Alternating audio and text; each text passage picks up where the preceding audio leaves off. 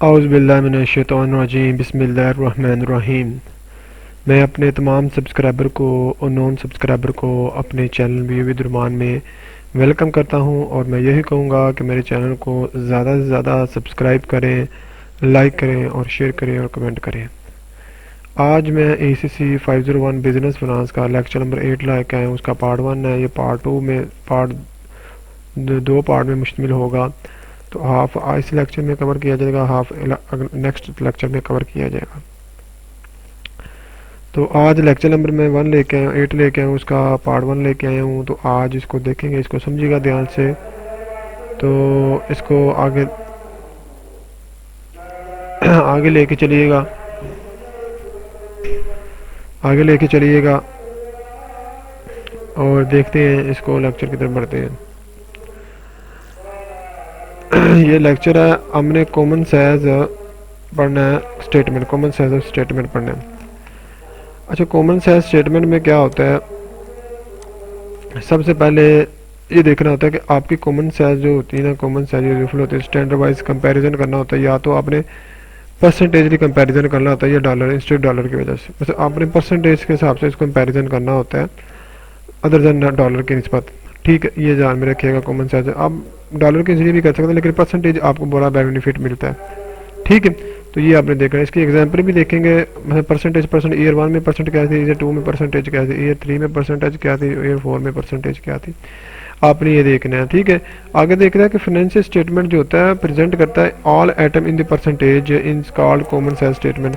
ये एमसीक्यूज भी आ सकता है और पूछ सकता है कॉमन साइज स्टेटमेंट क्या होती है। तो ये बाज़ में रखिएगा कि जो फाइनेंशियल स्टेटमेंट प्रेजेंट होती हैं ऑल आइटम की परसेंटेज के मामले में, उसे कॉमन साइज स्टेटमेंट कहते हैं।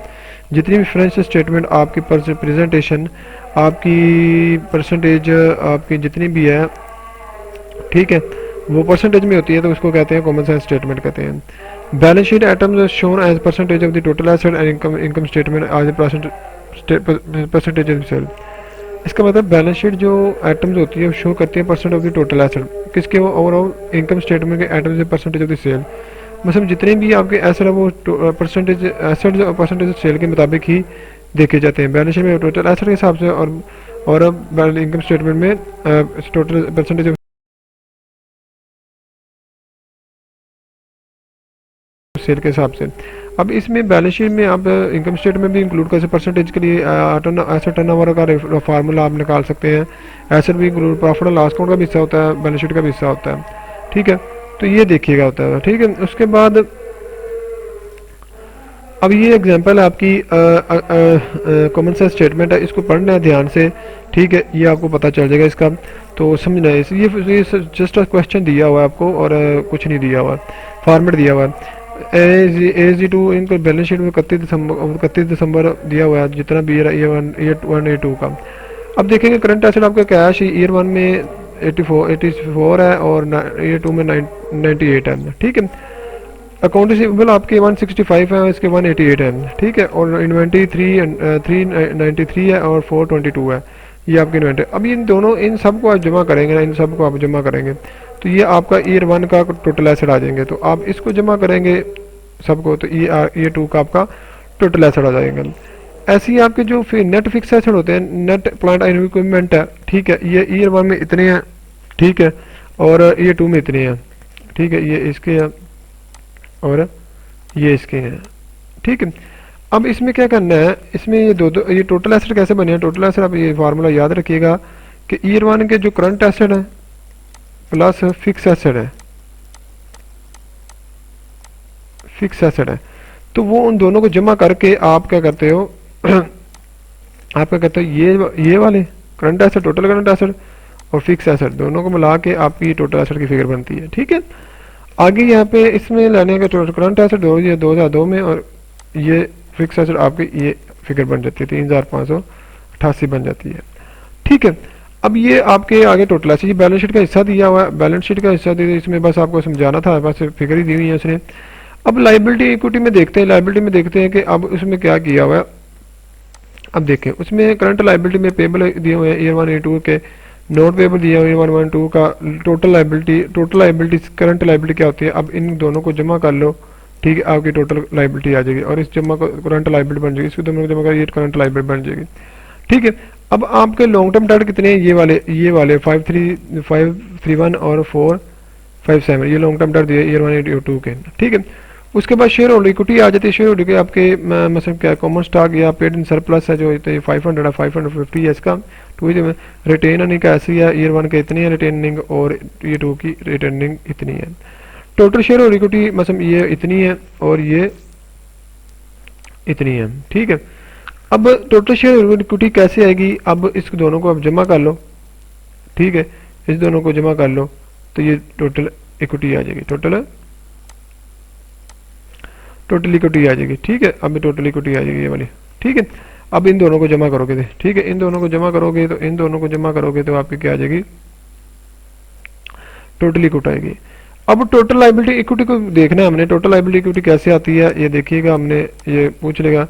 ये आपकी करंट लायबिलिटी, उसमें लॉन्ग लायबिलिटी आपने ऐड कर दी है और इक्विटी ऐड कर देनी है, इन तीनों को ऐड कर देना तो आपकी ये फिगर आ जानी है।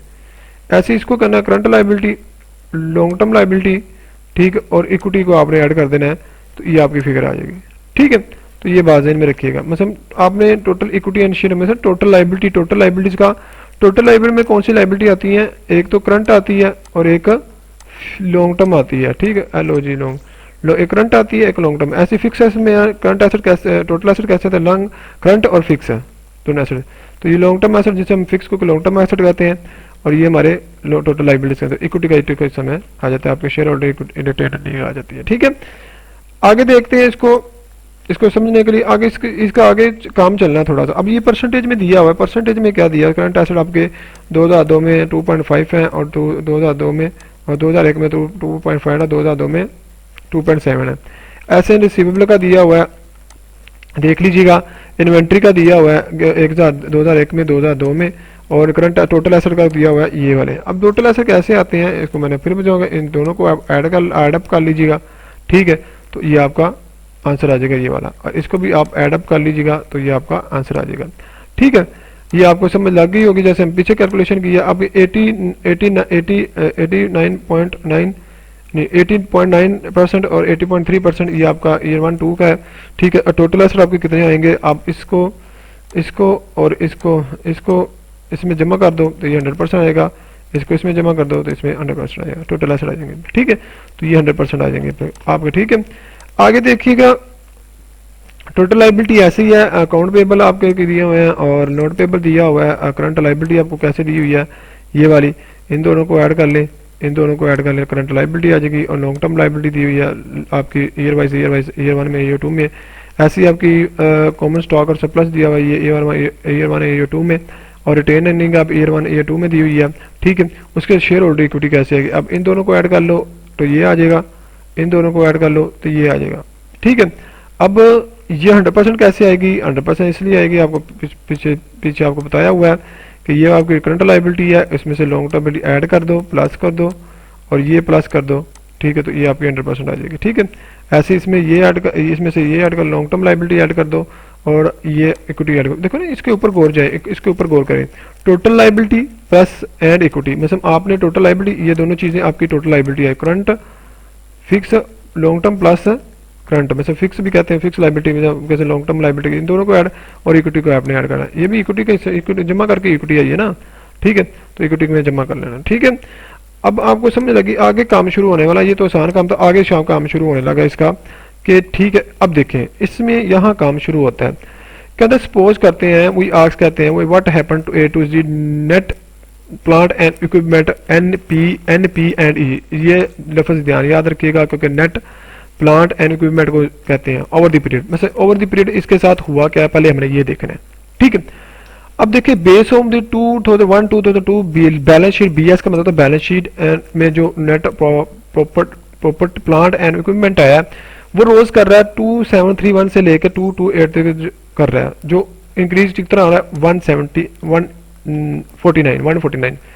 अब इसका और इस दोनों का फर्क ले लें तो आपका 195 आ जाएगा। अब देखिए, इसको पीछे जो लेके चलते हैं हम, इसके ऊपर लेके चलते हैं बैलेंस शीट के ऊपर। ये देखिएगा, ये आपका नेट ये दिया हुआ है, नेट प्रॉपर्टी इक्विपमेंट दिया हुआ है। अब इसको और इसको देखो, अब 2000 में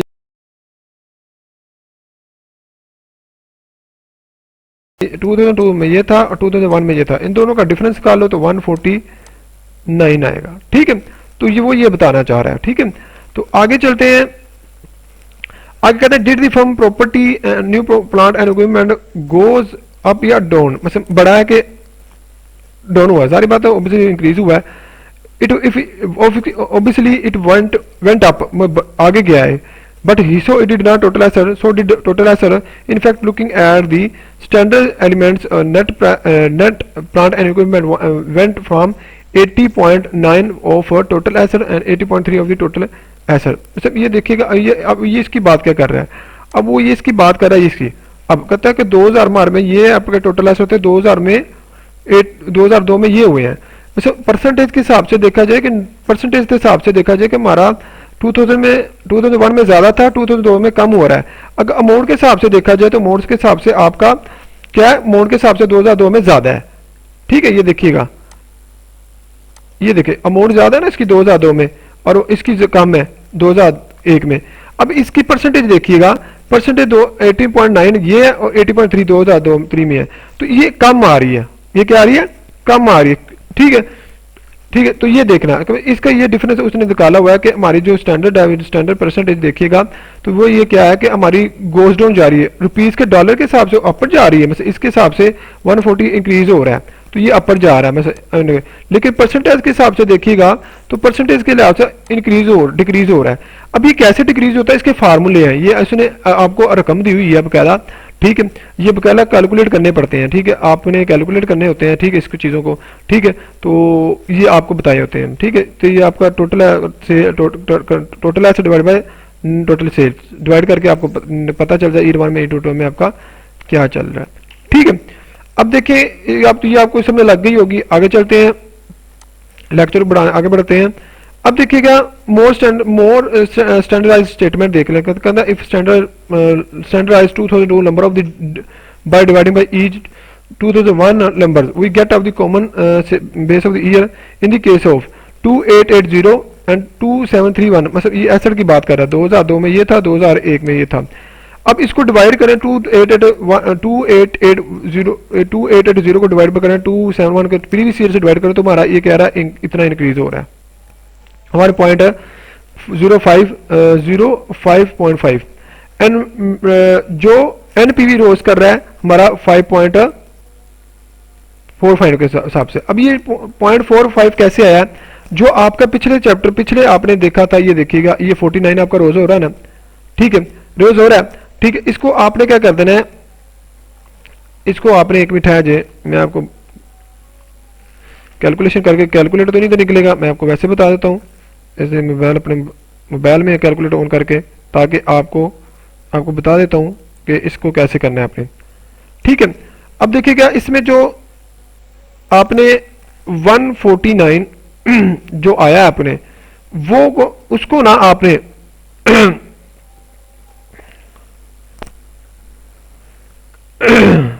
एक मिनट है जी,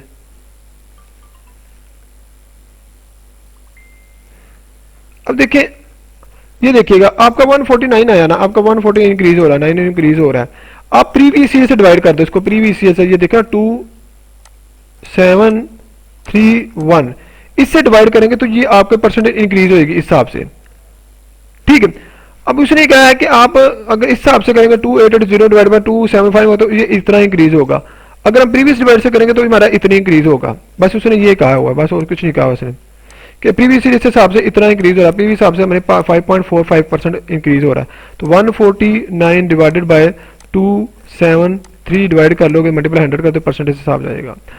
आगे देखिए we standard 2002 common size number of the divide by dividing each 2001 common size number we get combined common size by common year of statement of the in case of 83 point ये आ गया, 80.3 आ गया ये, और 80.9 आ गया। तो ये इज इक्वल टू होता है कि आपका 99 पॉइंट आपका 99.26 हो जाता है। अब इसमें क्या करना है आपने, पॉइंट आपने 803 और को 0.809 को डिवाइड कर देना, मल्टीप्लाई 100 कर देना है, ठीक है, मल्टीप्लाई 100 कर देना। तो ये आपका आंसर आ जाएगा 99.26 में 25 आएगा, आगे 9 भी आएगा तो 26 कर देंगे इसको, ठीक है।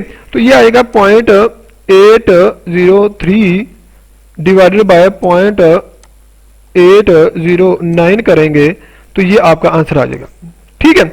उसके बाद देखिएगा जो net property equipment main same और दी परसेंटेज रहती है, मतलब एसेट की मेन वही परसेंटेज रहती है। आगे देखिएगा, इसमें देखिएगा in absolute terms net property equipment is up 149 are 5.45। ये कैसे आया मैंने आपको बता दिया, 140 डिवाइड को कर देंगे प्रीवियस ईयर के इसके साथ, तो आपका 5.45 आ जाएगा। इसी relative total asset net present fail 2.6, मतलब इसका देखिएगा।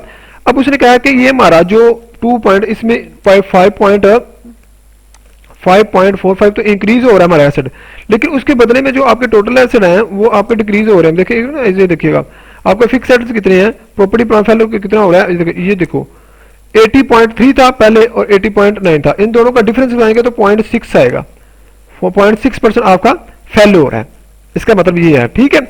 तो ये देख लीजिएगा। अब देखिएगा आगे, देखिएगा आपके मोर स्टैंडर्ड स्टेटमेंट देख लेते हैं, ये समझने वाली है। कहता है करंट एसेट आपके यूज कर रहे हैं, मतलब आपके 19.1 2001 में और 90.7 2002 में, मतलब आपके पीछे चले जाते हैं, इसको देख लेते हैं। करंट एसेट कितने रहा है, ये जैसे करंट एसेट ये देखिए, ये दिए हुए हैं आपके, ये इंक्रीज हो रहे हैं, मतलब आपके 2000 में इतने हो रहे हैं, 2002 में इतने हो रहे हैं, ठीक है। इसमें ये बताया हुआ है कि 2 में इतने हो रहे हैं। तो करंट लाइबिलिटी 60.0 है, 50.1 है, total liabilities are equipment the same year. तो ऐसे ही आपने करना है, इसमें आपकी लाइबिलिटी जो दी हुई है करंट लाइबिलिटी, तो ये आपकी दी हुई है, ठीक है, सही है। तो ये कह रहा सही है। तो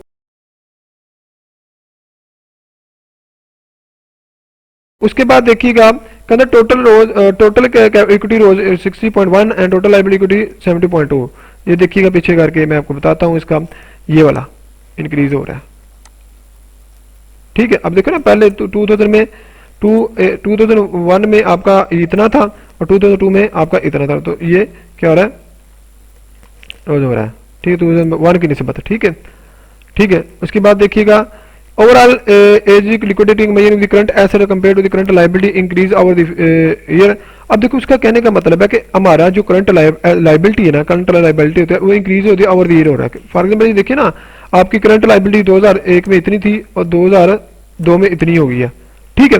करंट एसेट आपके सॉरी ये इक्विटी है, सॉरी इक्विटी, ये हमारी करंट लायबिलिटी 2001 में इतनी थी और 15 में ये कम हो गई, सॉरी ये कम हो गई है, ठीक है। पीछे देख लेते हैं ताकि आपको इजीली समझ लगे। करंट लायबिलिटी देखो आपकी 2016 में 2001 में 16 थी, 2002 में 15 हो गई है, ठीक है, ये कम हो गई है, आपके बेहतर है। करंट एसेट देख लेते हैं, करंट एसेट आपके 2002 में आपके कितने थे, 2.5 थे और 2.7 आपके करंट एसेट 2002 में हो गए, तो बढ़ रहे हैं, ठीक है। तो ये आपकी देख लेते हैं current increase over the year also indebtedness diminishing of the percent of the total asset, मतलब आपकी टोटल एसेट के ऊपर डिपेंड करता है, ठीक है। तो ये बस यही याद रखें कि इंक्रीज ओवर ईयर हो रहे हैं। So we may conclude the balance sheet grown stronger, मतलब इसका कहने का मतलब कि आपकी बैलेंस शीट जो कंक्लूड हुई है उसका नतीजा वो निकला है वो ये है कि आपकी स्ट्रॉन्ग हो रही है, ठीक है। आपके एसेट भी बढ़ रहे हैं, आपकी करंट लायबिलिटी कम हो रही है, एसेट भी बढ़ रहे हैं, करंट एसेट भी बढ़ रहे हैं, ठीक है। इसका मतलब ये है। अब ये आपका नेक्स्ट चैप्टर में पढ़ेंगे इंशाल्लाह, इंट्रोडक्शन करवा देता हूँ उसको, ठीक है। ये सेल आपकी दी हुई है, कास्ट ऑफ सेल दी हुई है, डेप्रिसिएशन दी हुई है, ठीक है। ये आपका डेप्रिसिएशन दी हुई है, इसको आपने लेस करने के बाद इसमें इधर लिखना है, ये आपकी जो ये नेट सेल है इन दोनों को आपने लेस कर देना है, ठीक है, इसमें से सेल में से, तो ये फिगर आएगी आपकी, ठीक है। उसमें से आपने इंटरेस्ट इसको क्या कर देना है, लेस कर देना, इंटरेस्ट को क्या देना है, लेस करना, तो ये फिगर आएगी आपकी, ठीक है। ये आएगी टैक्सेबल इनकम और इसमें टैक्स लेस कर देना है, तो ये फिगर आएगी आपकी, ठीक है।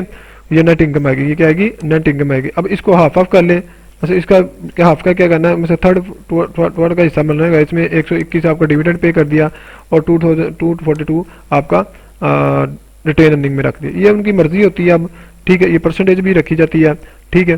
तो ये हम आगे इंशाल्लाह डिटेल के साथ देखेंगे, इसको ही देखेंगे। ठीक है। आगे परसेंटेज 100% है, ये हमारी कितनी है 59% है, ये डेप्रिसिएशन हमारी 40.9% है, टैक्स इतना है और इंटरेस्ट इतना है, परसेंटेज इनकम टैक्सेबल इनकम इतना है और टैक्स इतना है, नेट इनकम इतनी है, डिविडेंड इतना है और रिटेनिंग की परसेंटेज इतनी है। तो आज का लेक्चर मेरा यही खत्म होता है और मैं यही कहूँगा कि मेरे चैनल को ज़्यादा से ज़्यादा सब्सक्राइब करें, लाइक करें, शेयर करें और कमेंट करें। Thank you so much. अल्लाह हाफिज़।